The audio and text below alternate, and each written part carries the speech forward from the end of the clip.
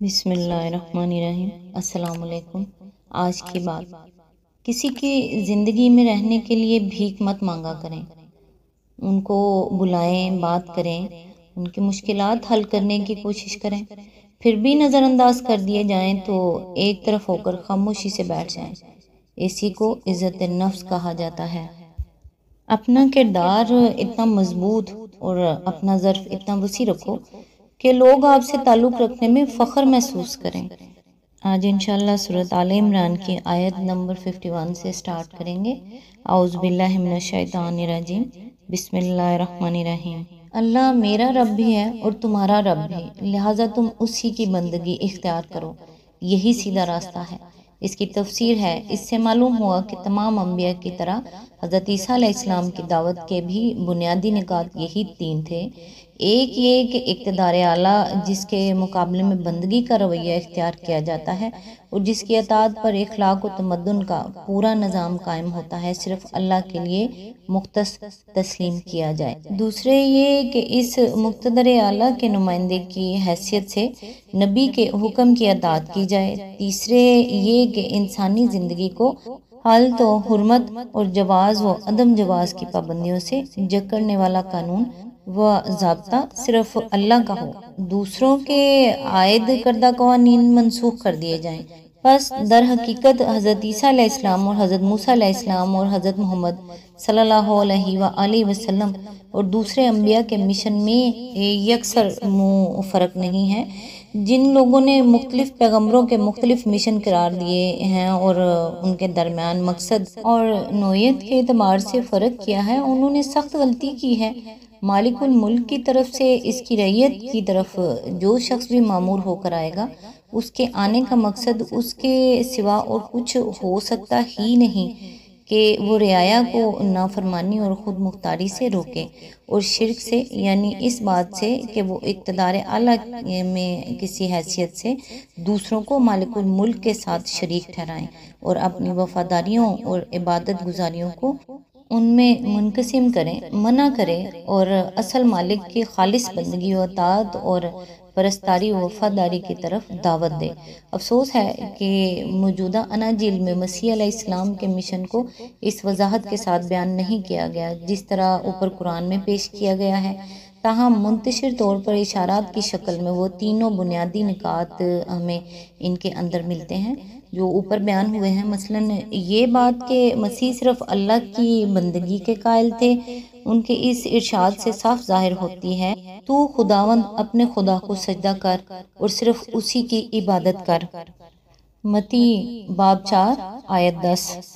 اور صرف یہی نہیں کہ وہ اس کے قائل تھے، بلکہ ان کی ساری کوششوں کا مقصود یہ تھا کہ زمین پر خدا کے امر شرعی کی اسی طرح اطاعت ہو جس طرح آسمان پر اس کے امر تکوینی کی اطاعت ہو رہی ہے۔ تیری بادشاہی آئے، تیری مرضی جیسی آسمان پر پوری ہوتی ہے، زمین پر بھی ہو، متی باب 6 آیت 10۔ پھر یہ بات کہ مسیح علیہ السلام اپنے آپ کو نبی اور آسمانی بادشاہت کے نمائندے کی حیثیت سے پیش کرتے تھے اور اسی حیثیت سے لوگوں کو اپنی اطاعت کی طرف دعوت دیتے تھے، ان کے متعدد اقوال سے معلوم ہوتی ہے۔ انہوں نے جب اپنے وطن ناصرہ سے اپنی دعوت کا آغاز کیا تو ان کے اپنے ہی بھائی بند اور اہل شہر ان کی مخالفت کے لیے کھڑے ہو گئے۔ اس پر متی، مرکز اور لوکا تینوں کی منفقہ روایت ہے کہ انہوں نے فرمایا، نبی اپنے وطن میں مقبول نہیں ہوتا، اور جب یروشلم میں ان کے قتل کی سازشیں ہونے لگیں اور لوگوں نے ان کو مشورہ دیا کہ آپ کہیں اور چلے جائیں، تو انہوں نے جواب دیا، ممکن نہیں کہ نبی یروشلم سے باہر ہلاک ہو، لوکا باب 13 آیت 23۔ آخری مرتبہ جب وہ یروشلم میں داخل ہو رہے تھے تو ان کے شاگردوں نے بلند آواز سے کہنا شروع کیا، مبارک ہے وہ بادشاہ جو خداوند کے نام سے آتا ہے۔ اس پر یہودی علماء ناراض ہوئے اور انہوں نے حضرت مسیح سے کہا کہ آپ اپنے شاگردوں کو چپ کریں۔ اس پر آپ نے فرمایا، اگر یہ چپ رہیں گے تو پتھر چلا اٹھیں گے، لوکا باب 19 آیت 38 اور 40۔ ایک اور موقع پر آپ نے فرمایا، اے محنت اٹھانے والوں اور بوجھ سے دبے ہوئے لوگوں، سب میرے پاس آؤ، میں تم کو آرام دوں گا، میرا جوا اپنے اوپر اٹھا لو۔ میرا جوا ملائم ہے اور میرا بوجھ ہلکا ہے۔ متی باب 11 آیت 28 اور 30۔ پھر یہ بات کہ مسیح علیہ السلام انسانی ساخت کے قوانین کی بجائے خدائی قانون کی اطاعت کرانا چاہتے تھے۔ متی اور مرکز کی اس روایت سے صاف طور پر مترشح ہوتی ہے، جس کا خلاصہ یہ ہے کہ یہودی علماء نے اعتراض کیا کہ آپ کے شاگرد بزرگوں کی روایت کے خلاف ہاتھ دھوئے بغیر کھانا کیوں کھا لیتے ہیں۔ اس پر حضرت مسیح نے فرمایا، تم ریاکاروں کی حالت وہی ہے جس پر یسیع نبی کی زبان سے یہ تانا دیا گیا ہے کہ یہ امت زبان سے تو میری تعظیم کرتی ہے مگر ان کے دل مجھ سے دور ہیں، کیونکہ یہ انسانی احکام کی تعلیم دیتے ہیں۔ تم لوگ خدا کے حکم کو تو باطل کرتے ہو اور اپنے گھڑے ہوئے قوانین کو برقرار رکھتے ہو۔ خدا نے تو رات میں حکم دیا تھا کہ ماں باپ کی عزت کرو اور جو کوئی ماں باپ کو برا کہے وہ جان سے مارا جائے، مگر تم کہتے ہو کہ جو شخص اپنے ماں یا باپ سے یہ کہہ دے کہ میری جو خدمات تمہارے کام آ سکتی تھی انہیں میں خدا کی نظر کر چکا ہوں، اس کے لیے بالکل جائز ہے کہ پھر ماں یا باپ کی کوئی خدمت نہ کرے۔ متی باب 15 آیت 3 اور 9، مرکز باب 7 آیت 5 اور 30۔ آیت نمبر 52۔ جب عیسیٰ علیہ السلام نے محسوس کیا کہ بنی اسرائیل کفر و انکار پر آمادہ ہیں تو اس نے کہا، کون اللہ کی راہ میں میرا مددگار ہوتا ہے؟ حواریوں نے جواب دیا، ہم اللہ کے مددگار ہیں، ہم اللہ پر ایمان لائے، گواہ رہو کہ ہم مسلم اللہ کے آگے سر اطاعت جھکا دینے والے ہیں۔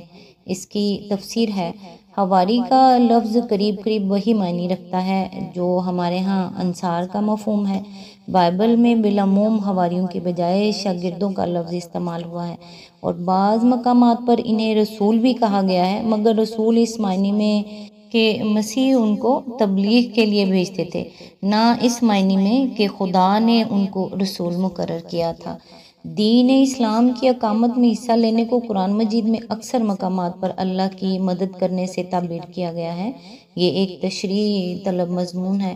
زندگی کے جس دائرہ میں اللہ تعالیٰ نے انسان کو ارادہ و اختیار کی آزادی عطا کی ہے، اس میں وہ انسان کو کفر یا ایمان بغاوت یا اطاعت میں سے کسی ایک راہ کے اختیار کرنے پر اپنی خدائی طاقت سے مجبور نہیں کرتا، اس کے بجائے وہ دلیل و نصیحت سے انسان کو اس بات کا قائل کرنا چاہتا ہے کہ انکار اور نافرمانی اور بغاوت کی آزادی رکھنے کے باوجود اس کے لیے حق یہی ہے اور اس کی فلاح و نجات کا راستہ بھی یہی ہے کہ اپنے خالق کی بندگی و اطاعت اختیار کرے۔ اس طرح فہمائش اور نصیحت سے بندوں کو راہ راست پر لانے کی تدبیر کرنا، یہ دراصل اللہ کا کام ہے، اور جو بندے اس کام میں اللہ کا ساتھ دیں ان کو اللہ اپنا رفیق اور مددگار قرار دیتا ہے، اور یہ وہ بلند سے بلند مقام ہے جس پر کسی بندے کی پہنچ ہو سکتی ہے۔ نماز، روزہ اور تمام اقسام کی عبادت میں تو انسان محض بندہ و غلام ہوتا ہے، مگر تبلیغ دین اور اقامت دین کی جدوجہد میں بندے کو خدا کی رفاقت و مددگاری کا شرف حاصل ہوتا ہے، جو اس دنیا میں روحانی ارتقاء کا سب سے اونچا مرتبہ ہے۔ آیت نمبر 53۔ مالک، جو فرمان تو نے نازل کیا ہے ہم نے اسے مان لیا اور رسول کی پیروی قبول کی، ہمارا نام گواہی دینے والوں میں لکھ لیں۔ آیت نمبر 54۔ پھر بنی اسرائیل مسیح کے خلاف خفیہ تدبیریں کرنے لگے۔ جواب میں اللہ نے بھی اپنی خفیہ تدبیر کی اور ایسی تدبیروں میں اللہ سب سے بڑھ کر ہے۔ آیت نمبر 55۔ وہ اللہ کی خفیہ تدبیر ہی تھی جب اس نے کہا کہ اے عیسیٰ، اب میں تجھے واپس لے لوں گا اور تجھ کو اپنی طرف اٹھا لوں گا، اور جنہوں نے تیرا انکار کیا ہے ان سے، یعنی ان کی میت سے اور ان کے گندے ماحول میں ان کے ساتھ رہنے سے تجھے پاک کر دوں گا، اور تیری پیروی کرنے والوں کو قیامت تک ان لوگوں پر بالادست رکھوں گا جنہوں نے تیرا انکار کیا ہے۔ پھر تم سب کو آخرکار میرے پاس آنا ہے، اس وقت میں ان باتوں کا فیصلہ کر دوں گا جن میں تمہارے درمیان اختلاف ہوا ہے۔ اس کی تفسیر ہے، اصل میں لفظ متوفی کا استعمال ہوا ہے۔ توفی کے اصل معنی لینے اور وصول کرنے کے ہیں۔ روح قبض کرنا اس لفظ کا مجازی استعمال ہے، نہ کہ اصل لغوی معنی یہاں یہ لفظ انگریزی لفظ ٹو ریکال کے معنی میں مستعمل ہوا ہے، یعنی کسی عہدہ دار کو اس کے منصب سے واپس بلانا، چونکہ بنی اسرائیل صدیوں سے مسلسل نافرمانیاں کر رہے تھے۔ بار بار ان کی تنبیہوں اور فہمائشوں کے باوجود ان کی قومی روش بگڑتی ہی چلی جا رہی تھی۔ پے در پہ کئی انبیاء کو قتل کر چکے تھے اور ہر اس بندہ صالحہ کے خون کے پیاسے ہو جاتے تھے جو نیکی اور راستی کی طرف انہیں دعوت دیتا تھا۔ جیسے دو جلیل القدر پیغمبروں کو بیک وقت مبعوث کیا، جن کے ساتھ مامور من اللہ ہونے کی ایسی کھلی کھلی نشانیاں تھیں کہ ان سے انکار صرف وہی لوگ کر سکتے تھے جو حق و صداقت سے انتہا درجے کا عناد رکھتے ہوں، اور حق کے مقابلے میں جس کی جسارت تو بے باقی حد کو پہنچ چکی ہو۔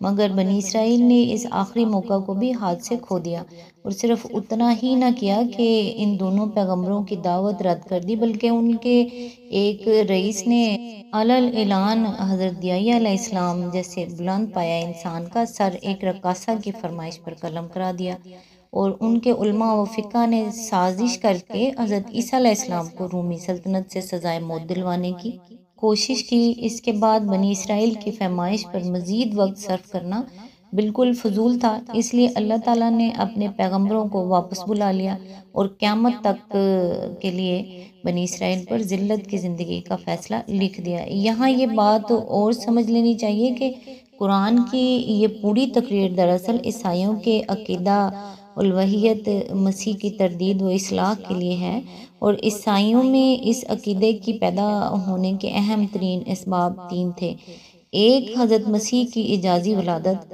دو، ان کے صریح محسوس ہونے والے معجزات، اور تین، ان کا آسمان کی طرف اٹھایا جانا جس کا ذکر صاف الفاظ میں ان کی کتابوں میں پایا جاتا ہے۔ قرآن نے پہلی بات کی تصدیق کی اور فرمایا کہ مسیح کا بے باپ پیدا ہونا محض اللہ کی قدرت کا کرشمہ تھا۔ اللہ جس طرح چاہتا ہے پیدا کرتا ہے۔ یہ غیر معمولی طریقہ پیدائش ہرگز اس بات کی دلیل نہیں ہے کہ مسیح خدا تھا یا خدائی میں کچھ بھی حصہ رکھتا تھا۔ دوسری بات کی بھی قرآن نے تصدیق کی اور خود مسیح کے معجزات ایک ایک کر کے گنائے، مگر بتا دیا کہ یہ سارے کام اس نے اللہ کے اذن سے کیے تھے، با اختیار خود کچھ بھی نہیں کیا۔ اس لیے ان میں سے بھی کوئی بات ایسی نہیں ہے جس سے تم یہ نتیجہ نکالنے میں کچھ بھی حق بجانب ہو کہ مسیح کا خدائی میں کوئی حصہ تھا۔ اب تیسری بات کے متعلق اگر عیسائیوں کی روایت سرے سے بالکل ہی غلط ہوتی، تب تو ان کے عقیدے الوہیت، مسیح کی تردید کے لیے ضروری تھا کہ صاف صاف کہہ دیا جاتا کہ تم الہ اور ابن اللہ بنا رہے ہو، وہ مر کر مٹی میں مل چکا ہے۔ مزید اطمینان چاہتے ہو تو فلاں مقام پر جا کر اس کی قبر دیکھ لو۔ لیکن ایسا کرنے کے بجائے قرآن صرف یہی نہیں کہ ان کی موت کی تصریح نہیں کرتا، اور صرف یہی نہیں کہ ایسے الفاظ استعمال کرتا ہے جو زندہ اٹھائے جانے کے مفہوم کا کم از کم احتمال تو رکھتے ہی ہیں، بلکہ عیسائیوں کو الٹا یہ اور بتا دیتا ہے کہ مسیح سرے سے صلیب پر چڑھائے ہی نہیں گئے، یعنی وہ جس نے آخر وقت میں ایلی ایلی لما شبقتانی کہا تھا، اور وہ جس کی صلیب پر چڑھی ہوئی حالت کی تصویر تم لیے پھرتے ہو، وہ مسیح نہ تھا۔ مسیح کو تو اس سے پہلے ہی خدا نے اٹھا لیا تھا۔ اس کے بعد جو لوگ قرآن کی آیات سے مسیح کی وفات کا مفہوم نکالنے کی کوشش کرتے ہیں، وہ دراصل یہ ثابت کرتے ہیں کہ اللہ میاں کو صاف سلجھی ہوئی عبارت میں اپنا مطلب ظاہر کرنے تک کا سلیقہ نہیں ہے۔ نعوذ باللہ۔ انکار کرنے والوں سے مراد یہودی ہیں جن کو حضرت عیسیٰ علیہ السلام نے ایمان لانے کی دعوت دی اور انہوں نے اسے رد کر دیا۔ بخلاف ان کی پیروی کرنے والوں سے مراد اگر صحیح پیروی کرنے والے ہوں تو وہ صرف مسلمان ہیں، اور اگر اس سے مراد فی الجملہ جناب کے ماننے والے ہوں تو ان میں عیسائی اور مسلمان دونوں شامل ہیں۔ آج تک کے لیے بس اتنا ہی۔ نیکسٹ انشاءاللہ آیت نمبر 56 سے سٹارٹ کریں گے۔ تب تک کے لیے دعاؤں میں یاد رکھیے گا۔ اللہ حافظ۔